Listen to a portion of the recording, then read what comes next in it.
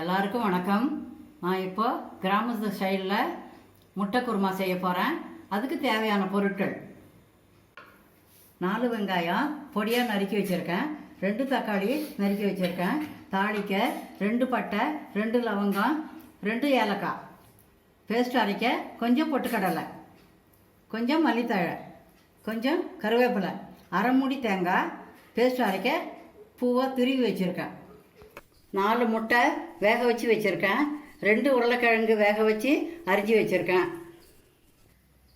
குருமாவுக்கு paste அரைக்க தேவையான பொருட்கள்: 6 பச்சை மிளகா, 1 ஸ்பூன் பெருஞ்சீரகம், 1 ஸ்பூன் கசகசா, 1 ஸ்பூன் மிளகு, 10 பல்லு பூண்டு, சிறு துண்டு இஞ்சி. பொட்டுக்கடலையை தனியாக பேஸ்ட்டு அரைக்கணும், தேங்காயை தனியாக பேஸ்ட்டு அரைக்கணும், இதை பூரா ஒன்றா அரைக்கணும். இது எல்லாத்தையும் சேர்த்து பச்சையாகவே தனியாக அரைக்கணும்.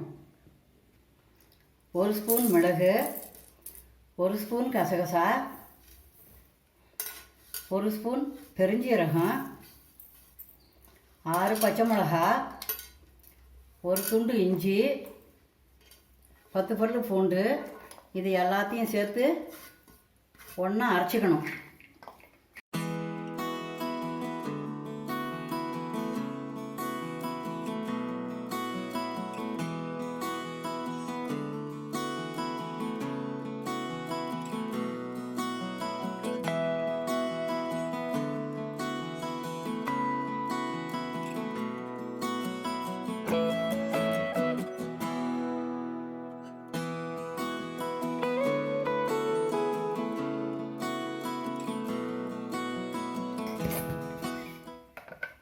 பேஸ்ட்டு அரைச்சாச்சு, கிணத்துல ட்ரான்ஸ்ஃபர் பண்ணிக்கலாம்.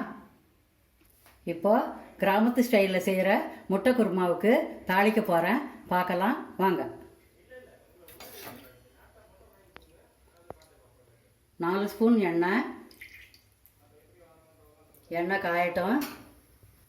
2 பட்டை, 2 லவங்கம், 2 ஏலக்காய்.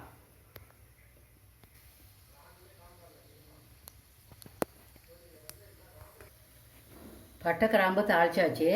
4 வெங்காயம் பொடியாக நறுக்கி வச்சுருக்கேன், அதை சேர்த்துக்கலாம்.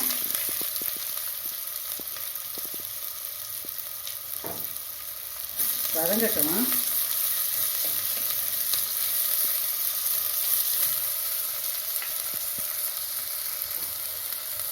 வெங்காயம் வதங்க உப்பு போட்டுக்கலாம். உப்பு போட்டால் சீக்கிரம் வதங்கும்.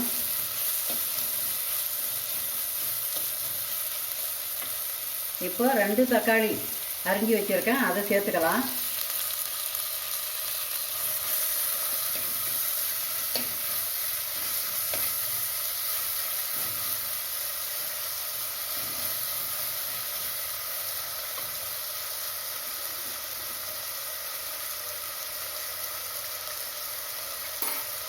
இப்போ மஞ்சள் பொடி சேர்த்துக்கிறேன்.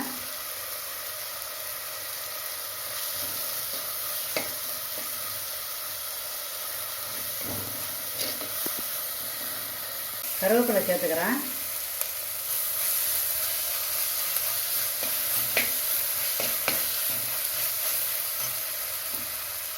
இப்போ அரைச்சி வச்ச பேஸ்ட்டு,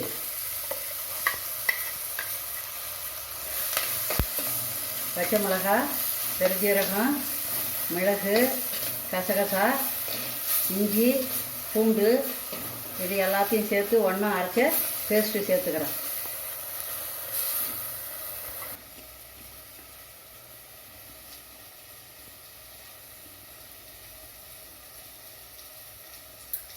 இப்போ குருமாவில் சேர்த்துக்கலாம்.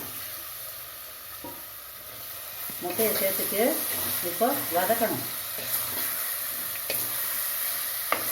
ஒரு 2 நிமிஷம் வதங்கட்டும்.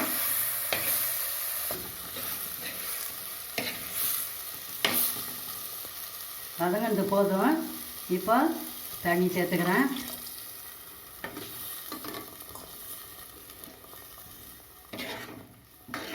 இது நல்லா கொதிக்கணும். மூடி போட்டு வச்சு விட்றேன்.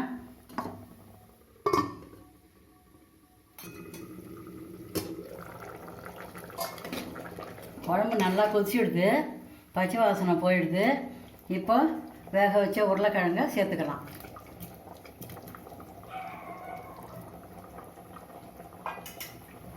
உருளைக்கிழங்கு வெந்ததால் இப்போ ரொம்ப நேரம் வேகணும்னு தேவையில்லை.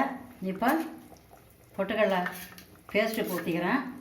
இது குழம்பு திக்காகவும் டேஸ்ட்டு கொடுக்கவும் தான். ஒரு நிமிஷம் கொதிக்கட்டும்.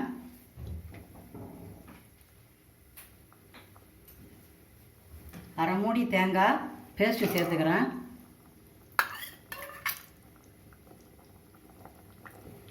தேங்காய் பேஸ்ட்டு சேர்த்துதான் ரொம்ப நேரம் கொதிக்கணும்னு அவசியம் இல்லை. கமகமான வாசனையாக இருக்குது குழம்பு. தேங்காய் பேஸ்ட்டு சேர்த்தா ஒரு நிமிஷம் கொதிக்கட்டும். கிண்டி விட்டுக்கலாம். குழம்பு நல்லா வாசனையாக மணமாக இருக்குது.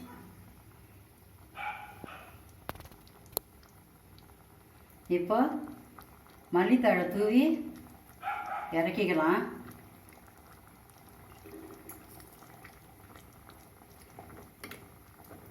கிராமத்து ஸ்டைலில் முட்டை குருமா ரெடி ஆகிடுது. ட்ரான்ஸ்ஃபர் பண்ணிக்கலாம்.